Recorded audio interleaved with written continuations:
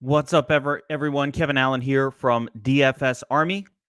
You guys know me as the Geek, and it is Monday, December 7th, and we are doing the NFL Draftkings Week 13 cash game review. Now, for those of you who are seeing this for the first time, here's what we do every week of the season. This is how you get better at DFS, to be clear.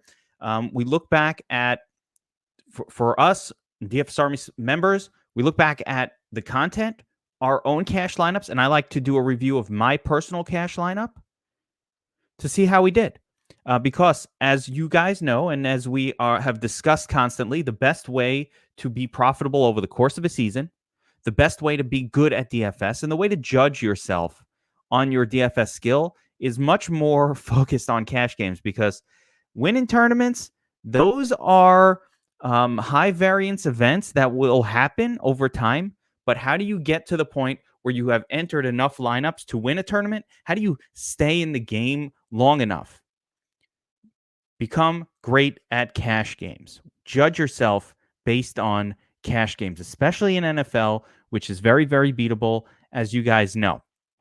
Now, this is NFL Week 13. So what I like to do is I like to look at the content I put out, the content we have in terms of DFS Army tools for subscribers, and then show you what I came up with for my lineup.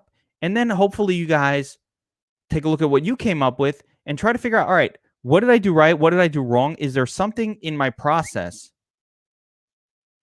that I can adjust to do better at this? Because you don't get great at something without constantly reviewing what you do and adjusting, looking for holes, looking for leakage, anything like that. So with that said,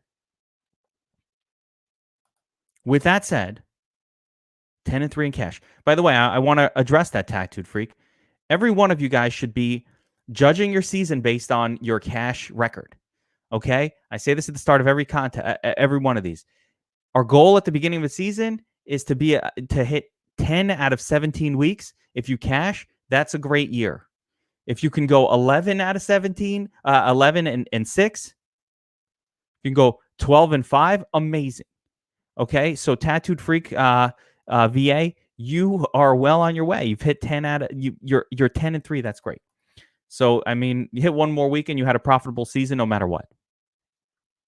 So let's take a look at my cash game lineup first, and then we'll kind of look back at the tools and see how we came up with this. I'm going to go to my cheat sheet for the week. I'm going to show everything so you guys figure out how this all came together. Now, some of the stuff that I do over the course of the week, a lot of it is video content, like the Players Club podcast. And if you know, that's DFS Army VIP only podcast that I do on Saturday afternoon. And to be quite honest, that's the most valuable of the week, because that's where the most information is available. You know, it's Saturday. We know pretty much what's going on. A lot of the news has hit, and then we could really get an idea of how the slate comes together. And a lot of information's, you know, on that video, a lot of things we talk about.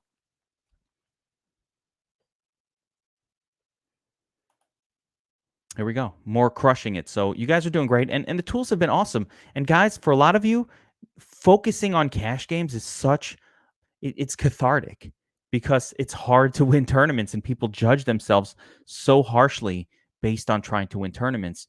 Whereas trying to beat cash games is very methodical. You could pretty much tell. So what people are going to do. So let's take a look at my cash lineup first real quick.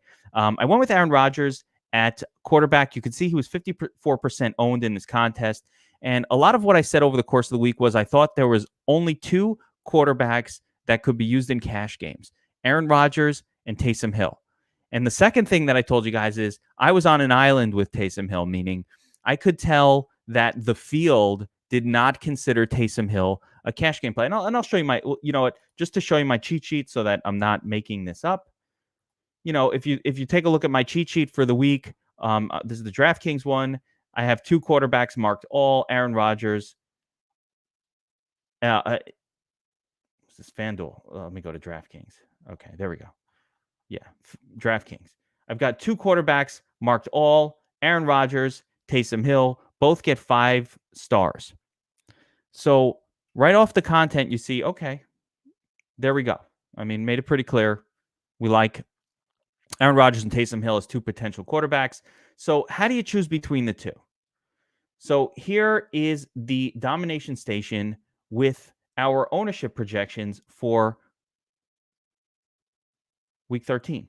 As you can see, of those two, Taysom Hill was not projected to be high owned at all. He was getting 2.5%, 3% ownership projection, whereas Aaron Rodgers was way up there on the list at 7% now. With quarterback, it's not the end all be all, the ownership projection, but it kind of is. This was a weird week where none of the quarterbacks really stood out. And I had said earlier, I thought a lot of people would use Deshaun Watson. They ended up not using. A lot of people came off of that. But I thought a lot of people would use Deshaun Watson. And I thought it was a really great opportunity to pivot off of what I considered bad chalk with Deshaun Watson. And the reason I considered bad chalk was because the Colts defensively were highly ranked against the quarterback position. Number 4 DVP, meaning they're giving up the 4th fewest points per game to opposing quarterbacks. And it didn't make sense to me that a player in that matchup who had just lost their number 1 wide receiver in Will Fuller should be the chalk. So I was off of that, as you guys know, and we talked about using Aaron Rodgers or Taysom Hill. And later on in the week, I kind of figured out the field would not be on Taysom Hill. And I think the reason they weren't is because Aaron Rodgers was underpriced. He was priced so cheap that it basically forced the hand. And as you could see, the field did the same thing. They played Aaron Rodgers at 54%. He was the correct call. But again, Taysom Hill did just as good for cheaper. So Taysom Hill was fine also. That was a little bit contrarian, but not contrarian in the sense of not a great call. It was a great call, but no one played him, so there was no need to go there. Now, let's look at the running back position. I played Dalvin Cook, David Montgomery, and Austin Eckler in my cash lineups. And as you could see, they were very highly owned, this trio, 73%, 65%, and 55%. The reason Eckler wasn't higher owned was because a lot of people wanted to pay down that 3rd running back position in order to pay up on defense, which I'm going to tell you right now, don't do that. So don't do that. Do not, you don't sacrifice a player to pay for a defense, and I'm going to show you why. But that's part of the reason why Eckler was only 54% owned. Now, Eckler failed, right? He only got a 10, which was brutal for a $7,100 player. But Eckler was in a great spot. He was getting a lot of passing game work. He got stopped at the 1-yard line. There was a bunch of scenarios. Plus, the Chargers just completely imploded in that game, 45-0. So considering how bad his team did, for him still to put up a 10 or 11, it was enough. It was enough. Now, U.S. Carolina saying you roll with Henry over Dalvin Cook. That was a very, very bad process play. I'm glad that you still got Rod Adams in there and still got over the hump, but that was a bad process play. I'm going to show you why. So let's go back to the domination station, and we're going to show not ownerships. Ownership was one thing, Henry at 19.4, but I want to show you points per dollar value. And here is the issue with that. Dalvin Cook was 24, was projected for 20. I have him at 25.1, 24.69 fantasy points here via our projection. Derrick Henry was only 21.87. So you're really giving up 3 points of projection. And a lot of that was the floor, but it's not for 300 salary. You can't give up three points of project. That's too much to give up. So that's not a turn. You want to pay close attention to the projection itself. Now, the guy that you could have gone to instead of Austin Eckler. So I thought it was very clear and obvious. Also when you look at the ownership projections, 1, 2, 3, Cook, Eckler, Montgomery, the clear 1, 2, 3. This is the other reason why moving over to Derrick Henry was sketchy, because Henry being significantly kind of lower owned than these other guys, it was not the way to go. You want to have the protection of high ownership in cash games. And as you could see here in my cash lineup, I used the trio. That was very obvious. The one place I considered pivoting was going down from Eckler to Myles Gaskin. And again, that would have been a pivot. I needed to find something worth pivoting for. So if I had done that, I still couldn't really get to Devontae Adams, with the Cooper Kupp spot. It's just not saving enough. It didn't make a difference. And the only real change I could have made, again, was paying up on defense. And I don't like changing my lineup to adjust the defense. So there was that possibility, but I didn't do it. So again, going back to the content sheet, I just want to. What I like to do is I like to show on the content sheet kind of how this was a little bit spelled out. So if you look at my sheet itself, David Montgomery, all, Dalvin Cook, all formats, 4-star. We put Derrick Henry as a 3 max. So this was to tell you, I don't see this guy as a kid. This is not a cash play. That was what that was. So you got the warning, not a cash play. Austin Eckler, all formats. And there should be one or two more. So the other two players that people used in cash, Devontae Booker was a spectacular fail yesterday, and I didn't play him in cash, thank goodness. He was in a good enough spot, but I've never seen Devontae Booker have a good game. So, it was good enough reason not to play him. And then the other guy was Myles Gaskin, who I actually think I considered moving down from Eckler to Gaskin. I thought Myles Gaskin was a really good play once he was named in the game. So if you look at the content, it pretty well spelled out the lineup that I put together. It's very clear. 2 cash game quarterbacks to choose from, and we gave you essentially what were the primary cash game running backs to choose from with Montgomery, Cook, Eckler, and then a nod to sort of Gaskin and Booker.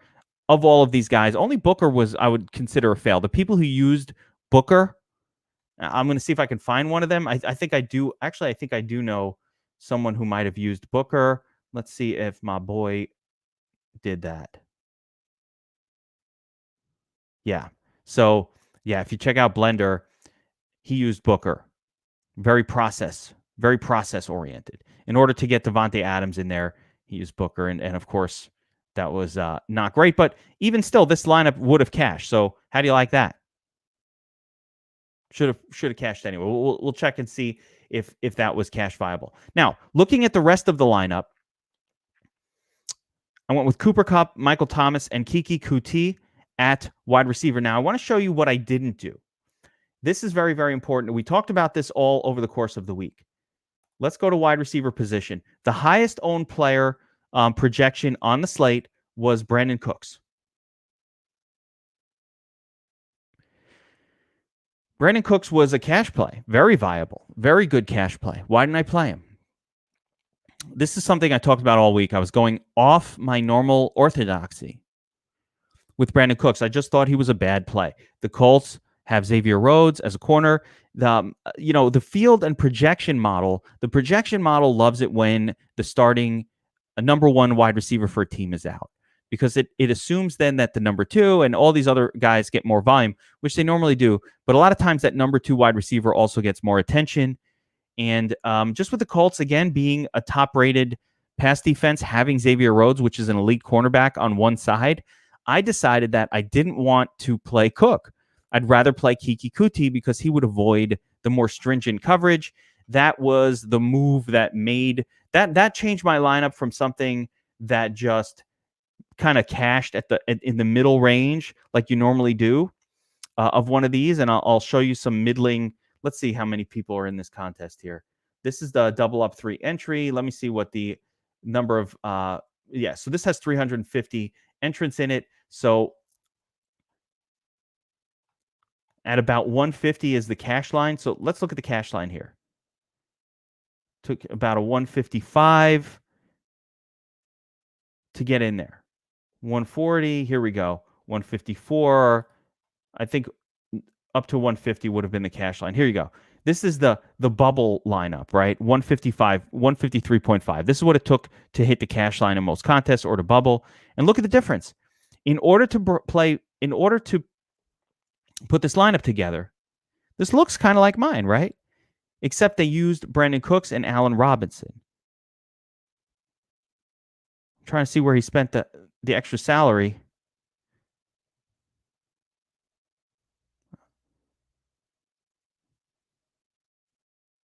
I'm just trying to figure out where the hell what happened with the salary here. I'm trying to look at this lineup. What am I missing, guys? Rodgers, Cook, Montgomery, Robinson, Brandon Cooks, QT, Firkser, Eckler, Lions defense. So he spent 500 on Lions defense, different than me. Did they spend the full salary here? So if you add the 500 in salary savings to go from Lions to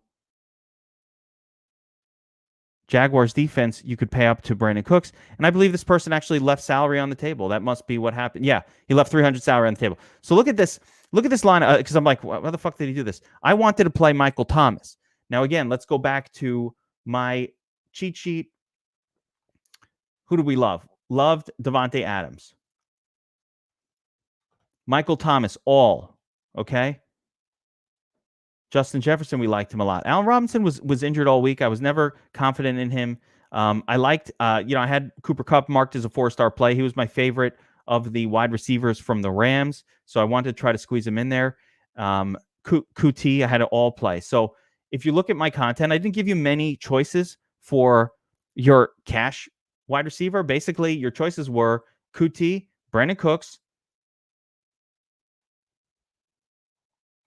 Michael Thomas, Keenan Allen, who failed spectacular. I didn't use him. 3-star play, that expensive. Not going to use that with Devontae Adams right here at 9K. So take a look at the lineup I put together here. This was the decision. It's funny that other lineup bubbled. That's exactly what I thought the cash lineup or the chalk lineup might be. So here's the bubble lineup, right? This one has Rodgers, Cook, Montgomery, same trio as I do. Then Allen Robinson, Brandon Cooks, Kiki Kuti. Then Ferkser, Eckler, Lions. Now let's go back to my lineup. Same exact lineup, except Cooper Kupp and Michael Thomas. In order to fit these two, I went down in salary to the minimum priced defense. So one of the lessons I wanted to talk about here, and I'm going to show you a head-to-head lineup that I did, was obviously this lineup was pretty well spelled out for you guys on the cheat sheet. It was very obvious what I was going to play, and I hope a lot of you guys kind of wound up with a similar lineup. We don't give out lineups in DFS Army, as you know, but the breakdown, who are the cash plays, it's all right there. We talked about everything. Now, a couple of considerations I had. I considered going down to Taysom Hill from Rodgers and just, spending up on a defense. In the end, I decided I don't want to sacrifice anything to pay up on defense. Now, the other thing I never considered playing Brandon Cook, but note that I kept him as a cash play on the sheet, but I told you guys I'm not going to play him. And the reason I kept him on a cash play on the sheet was because he was going to be massive chalk. Again, Brandon Cooks, let's see what he was owned here. 79%. So there you go. You used Taysom Hill. Brandon Cooks was 79% owned. He got an 11.5. He didn't murder the lineup. It was fine. But, I mean, it wasn't very good for a 5,600 player. He only got 2x. And that's what I was thinking might happen. That's why I avoided him. But again, in order to make the lineup with Brandon Cooks, a lot of people, I just think, screwed up. It was Michael Thomas that was the better play, not Allen Robinson. Allen Robinson was outdoors. His team had a good game, but he was coming off some sort of an injury, and I just didn't like it. And, of course, David Montgomery smashed. I don't hate the Allen Robinson play. It was fine. I just don't love it. And, again, some people, you min-cashed. You could min-cash if you went extreme chalk, especially if you did a little better on your defense choice.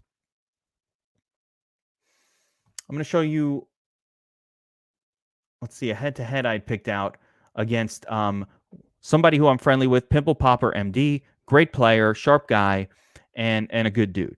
And I wanted to show you this lineup again because this lineup shows, and he ended up cashing because he's one of the better cash game players. And again, part of the thing that I do, guys, every week is I put my cash lineup against people who I know who are good because I'm doing these reviews and I want to bring up and see what they did and bring up their reviews. So here's another sharp player, and let's take a look at what he did. Pimple Popper. Took him down in our head-to-head, but this is my boy, and he takes me down all the time. So Aaron Rodgers, Dalvin Cook, David Montgomery, all the same. Cooper Kupp, Kiki Kuti, all the same. Sharp guy. Right? Smart player. Anthony Ferkser, Austin Eckler. The reason I'm showing you this, he's not even a DFS Army subscriber. The cash lineup is pretty easy to decipher. once you start to look at ownership projections and how people are going to build a lineup, it's pretty easy to decipher this. And once you can decipher it, this is what I did. I knew everybody was going to play Brandon Cooks. He was popping on the optimizer as the top value. He was popping on the optimizer. And when he's popping on our optimizer, everybody's got the same numbers. Not the same, but they're all similar enough that if a guy is a value on one system, he's going to be a value on another one. You could see. I mean, I had to adjust. Let me, you know what? All right, let me reset settings here, because this is showing my adjustments. Okay, here we go. The reset settings, you don't see, you're not seeing anything else. But if you sort this by fantasy points per dollar, Brandon Cooks was the top guy. Then you've got, of course, Kiki Kuti, number 2. And I said I was going to avoid Brandon Cooks, so that was already, I just took him off the list for myself. We're not playing these types of guys. They're going to pop as values, and they're playable, but not good enough. 3.04. These are not good enough numbers. And of course, who else made my list? Cooper Kupp. There he is. He's sort of the next viable player on this list. Where is he? What did I just do? Yeah, Cooper Kupp. Woods was in there, and there's Allen Robinson. So, this is why I understand why people played Allen Robinson and why I went with Michael Thomas. Michael Thomas just, going up against the Falcons, 31st ranked DVP team. And I was just going to play Thomas because, again, I was higher on Hill this week, as I said in all of the content. But again, playing Allen Robinson didn't kill you. Cooper Kupp obviously was popping. So a lot of people, what he did was he played the numbers. The numbers said Kupp, Brandon Cooks, and Kiki Kuti. Kiki Kuti and Brandon Cooks, the 2 top values. And then Cooper Kupp was like the next guy up. So Pimple Popper just goes with the value. But the difference was, in doing this, he paid down. So he had all of this extra salary, and he used it to spend up to play Seattle. Now, again, this is the error. He still cashed everything, so good on him, and this is a very good cash lineup. Again, he had the protection of Brandon Cooks and his 79% ownership. He played Cooper Kupp and Kiki Kuti, who were popping. Montgomery Cook, these guys were the obvious trio in cash. Aaron Rodgers, this is a very obvious lineup. And then the difference was he spent the extra $1,300 on Seattle defense. Now, if Seattle defense smashes and this one doesn't, and Cooks does what Michael Thomas did, great. But my contention is always you cannot spend a ton, or you should not spend a ton on defense. They're very difficult to predict. And again, bad defenses sometimes end up with a good score. I wasn't expecting anything like this. I was expecting like a 2, but I didn't care because I was happy to spend the extra salary to get another stud. I wanted to get off of Brandon Cooks, so I was going to do that anyway. But I mean, it lucked out in the sense that this defense, which should have been crap, but even if they score a 0, and I remove the 14 points, which is what I was spending like a 2. I was expecting a bad score. This was the part of my lineup that I hated the most, the defense. I was like, oh man, I wish I could get to the Jets or just like 100 or 200 more. But there was nothing I could do to sacrifice. Cooper Kupp was the guy. Michael Thomas was the one I wanted. Kiki Kuti. I already paid all the way down on tight end. By the way, I didn't talk about tight end yet, but we'll get to that. But I didn't have 100 to spare. The only way I could do it was sacrifice the quarterback, and that was the consideration for me all week. The one thing I thought about was, should I go down to Taysom and play a more expensive defense? Yeah, I mean, I love it. I must have said it on the Players Club, because there you go. Don't pay up for defense. Don't pay $1,300 more than the cheapest one. Then what do? They get a 9? Fine, but you still, it could have worked out because, again, 9 points is actually worth $1,300 in cash games. That's like worth it. But that would assume that your defense choice gets a 0, and you never know. These teams just, weird shit happens. I wouldn't have done it generally if it was like against an elite cornerback. Like I'm probably not doing this if it's, somebody against Mahomes. I don't want the negative. So if it's like a negative score, but I just thought, Minnesota, I didn't love it. I'm not going to lie. I did not love Jaguars. I just couldn't do the lineup any other way. I didn't want to sacrifice quarterback for defense. So that was that consideration right there. And again, just real quick, because the tight end spot, the tight end was very obvious. There were only two choices, Ferkser and Akins in cash for me. I paid all the way down to Ferkser.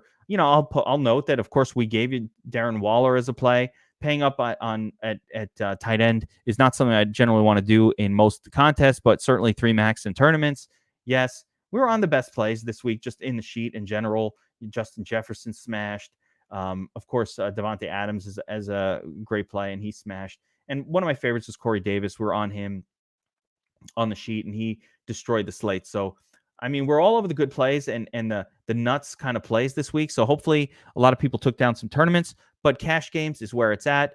And of course, let's take a look at, Blender. So he did miss the cash lineup. The cash line, it looks like, with a little bit too chalky of a version of a lineup. That's unfortunate. The mistake here was not using Kiki. So he used, again, Kupp and Cooks, and Adams did not go down to Kiki. In order to do that, he had to pay down at running back, which could have worked, but Devontae Booker failed him. And I think another mistake here was going all the way up to Deshaun Watson. He could have saved, another 1,000 or so, and again, maybe played a better running back by playing a cheaper quarterback on this specific slate. So anyway, that will do it for this week's cash lineup review. For me personally, I can't show it here. I won every single head-to-head I was in. I had 100% win rate with this lineup. That's very, very rare. And this feels great. This is the 4th cash game review I've done. This is the 4th one. This is the 3rd winning cash lineup. Last week was a spectacular fail. So, and we identified some leakages, and we cleaned those up. So we are now in the cash game reviews. We are now 3-1. Not going to say where I'm at. That's the only thing I've recorded. So that's what we're going to talk about. Hopefully you guys have refocused your energy on cash games, how to build it, how to use these tools. I usually show this chalkboard. I'm showing projected ownerships on Dom Station today. We have a tool called the chalkboard that will show ownerships and list it in a really nice way. But unfortunately, it's mixing in tonight's game on the chalkboard. So, we have it just there's a 2-game slate tonight, so there's another main, and it's all mixed in there, and the ownerships look all whacked up because of the way that works. But in general, if you look at the chalkboard, it looks just like this. So again, you can always just sort the domination station by ownership. It's going to tell you who to play most of the time.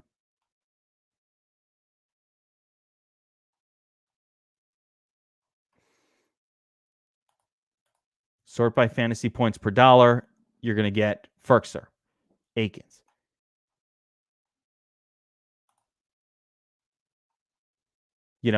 A combination of fantasy points per dollar and projected ownership is how you find, it's like, hey, why don't you play Anthony Miller? Well, he had a good fantasy points per dollar number, but the ownership was not there. So that's telling you he's not a cash play. So again, another great week. Hopefully this helps you guys. Content notes for today. We've got a 2-game slate tonight, 2 showdowns and a 2-gamer. We're going to be covering all of that. So I think we have sheets up for at least the early showdown. I think we have a sheet up already. Let's see here. I think we have a sheet up already. Yeah, there we go. For the Monday slate. So you've got a lot of content, a lot of DFS today, guys. Here we go.